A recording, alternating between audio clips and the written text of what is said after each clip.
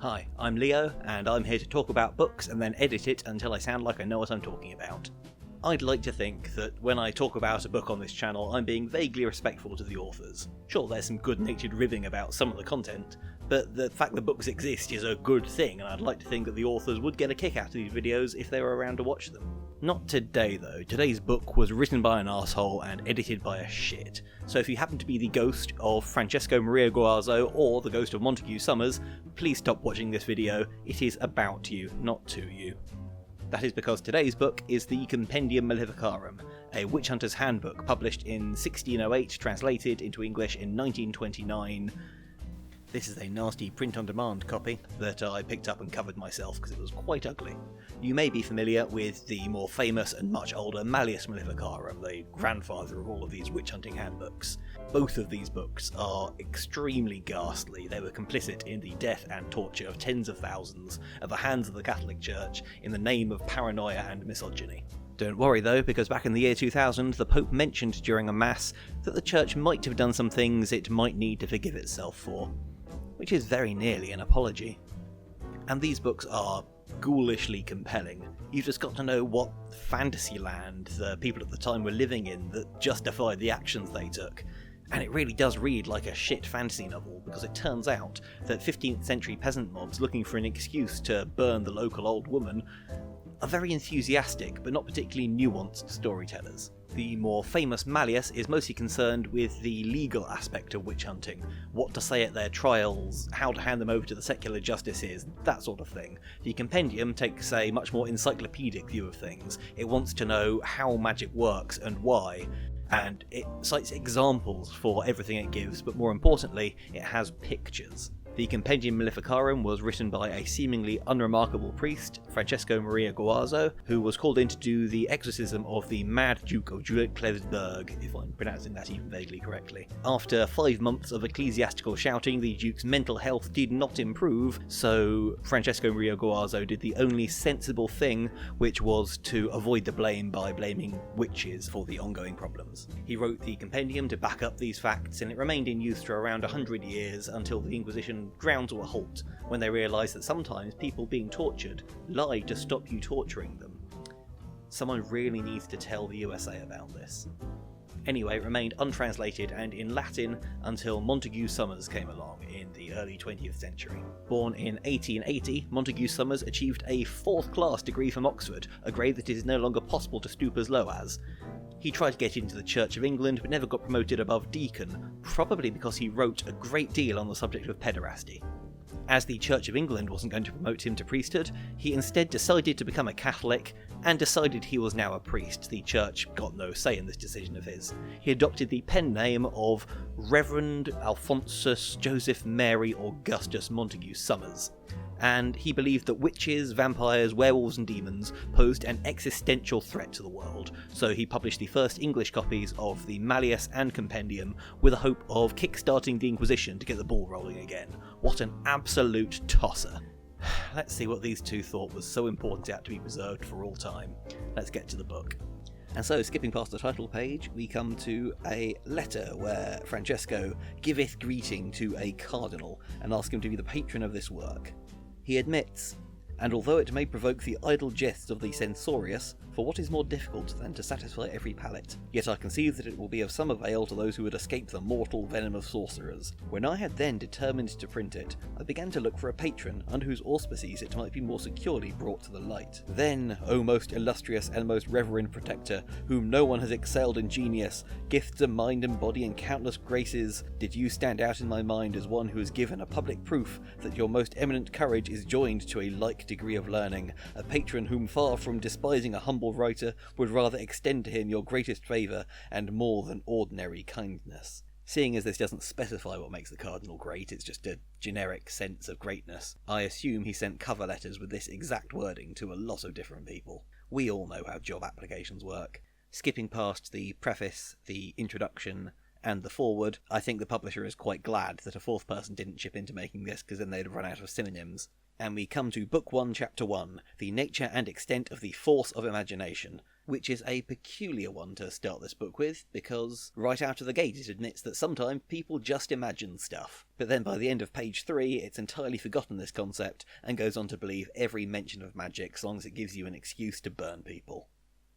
Chapter 2 of Artificial Magic lays out the 2 different kinds of magic. Natural magic, which is just weird things happening in nature, like the fact that the sound of a drum made of a wolf's skin will burst a drum made from the skin of a lamb, and the fact that a peacock's flesh can never decompose. You know, natural stuff. And the other kind is artificial magic, which affects Marvel by means of human skill. This is twofold, mathematic and prestidigital.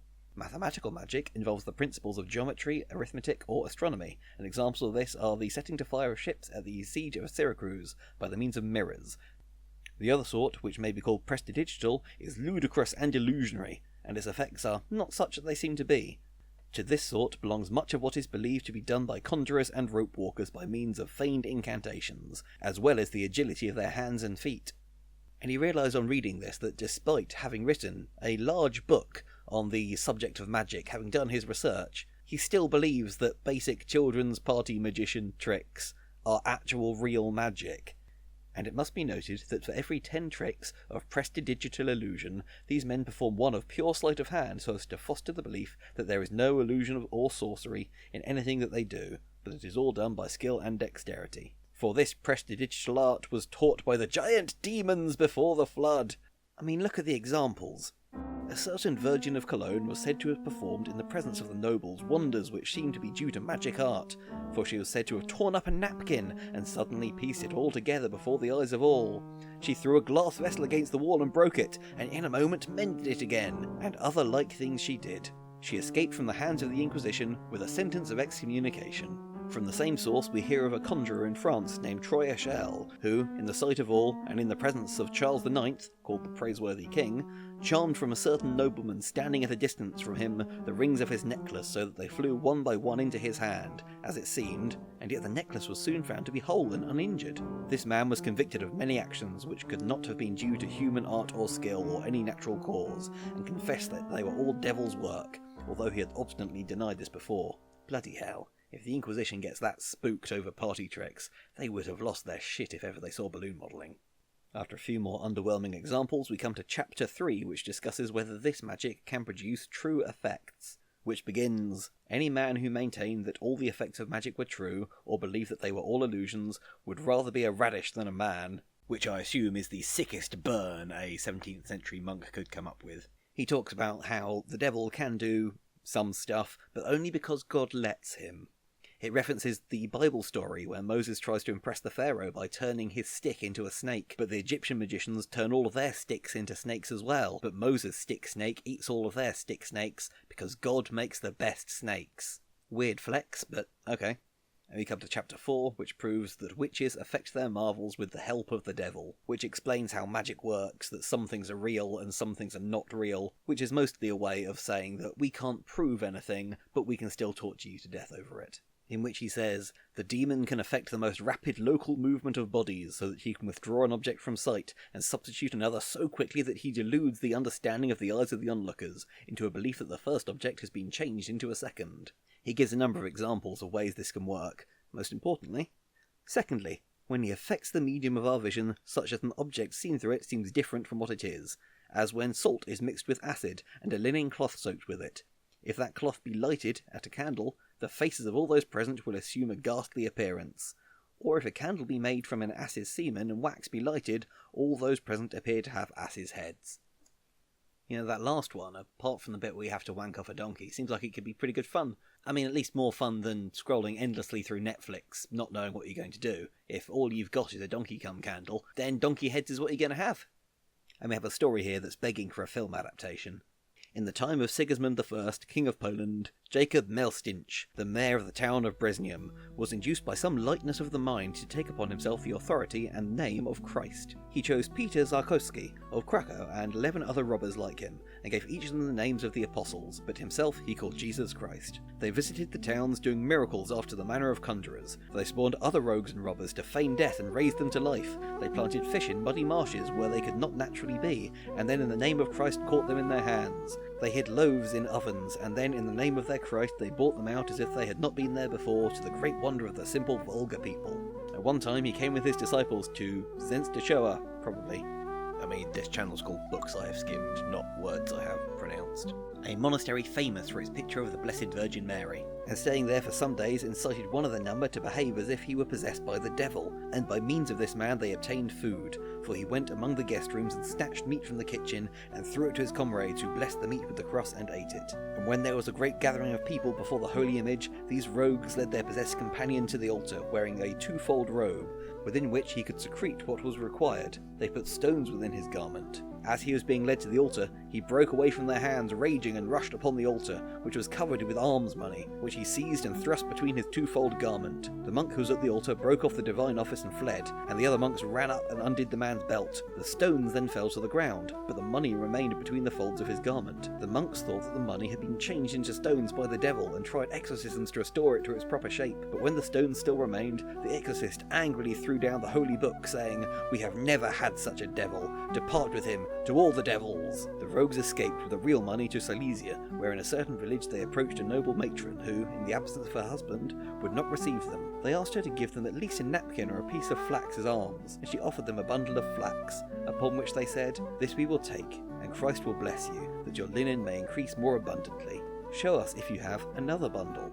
And when they would likewise have taken this, the woman, fearing her husband, refused, whereupon they secretly put a piece of lighted tinder in the flax, and they returned it to her, and so by means of the flax the house was set on fire and burned. When the husband returned, the woman said that this was a just punishment for her bad behaviour to Christ and his disciples. But the husband was smitten with anger and said, "There has been no Christ here but a very vile rogue." So with his neighbours he went in pursuit, and found them in a certain town. Then the false Christ said to him he called Peter, "Now my passion draws near, Peter, and the cup which I am to drink." Peter answered, "And Lord, I think it threatens me also." He replied, "Peter, I can in no otherwise escape from this than by the window." Peter answered, "And as long as I live, I will not leave you, but I will follow you wherever you go." So they escaped through the window, and the other apostles by whatever means they could. But the peasants followed them, smiting them with staves and ropes, saying, "Prophesy unto us, thou Christ and thy apostles, in what forest did these sticks grow?" So after being chastened with blows, they thereafter chastened their lives, saying, "It is hard for us to bear the passion of the Christ, and the persecution of the apostles as well." And it's a fun little tale, but I've got absolutely no idea what this has to do with the chapter about how witches work with the devil to cause magic to happen. Especially seeing as they walked out of it without the church getting involved. It must be good to be mayor. Chapter 6 of The Witch's Pact with the Devil isn't tremendously interesting. It's just a big shopping list of the things they do when they meet with the devil to prove how much they like him. But it has got lots of pictures that I will nick to illustrate other stories later on. This book isn't shy about recycling its woodcuts, so why should I be? Although it does have one insight that I didn't see coming. When, sixth, they swear allegiance to the devil within a circle traced upon the ground. Perhaps this is because a circle is the symbol of divinity, and the earth is God's footstool, and so he wishes to persuade them that he is the God of heaven and earth. And it sounds like that's some devil-worshipping belief that earth is God's footstool, he doesn't care about us. But no, that's in the Bible. Heaven is his throne, earth is his footstool. Classy. You know, I told myself I was going to stay respectful and not compare religion to an abusive 50 Shades style kink relationship, but you are not making it easy, Bible. Oh well. Chapter 7, By their terrible deeds and imprecations witches produce rain and hail, etc. It is most clearly proved by experience that witches can control not only the rain and the hail and the wind, but even the lightning when God permits. And this is proved in a few ghastly examples. In the district of Treves, a peasant was planting cabbages in his garden with his 8-year-old daughter, and praised the girl highly for her skill in the work. The young maid, whose sex and age combined to make her talkative, boasted that she could do more wonderful things than that, and when her father asked what they were, she said, "Go away a little and I will quickly make it rain on whatever part of the garden you wish." He was astonished and said, "Come then, I will go a little away." And when he had withdrawn, the girl dug a trench and pissed in it, and beat the water with a stick, muttering I know not what. And behold, there fell from the clouds a sudden rain upon said place. The father asked, "Who taught you to do this?" She answered, "My mother did, and she is very clever at this, and other things like it." The peasant nobly faced his right and plain duty, so a few days later, on the pretence that he had been invited to a wedding, he took his wife and daughter dressed in festal wedding robes to the neighbouring town, where he handed them over to the judge to be punished for the crime of witchcraft. I don't want to startle anyone, but I think this might be proof that men are bad. The next example cites the Malleus Maleficarum, where it says that, as long as they remain in prison, all magic powers desert them. How very convenient. This book is surprisingly hard going. I need a break. I will see you again in episode 2.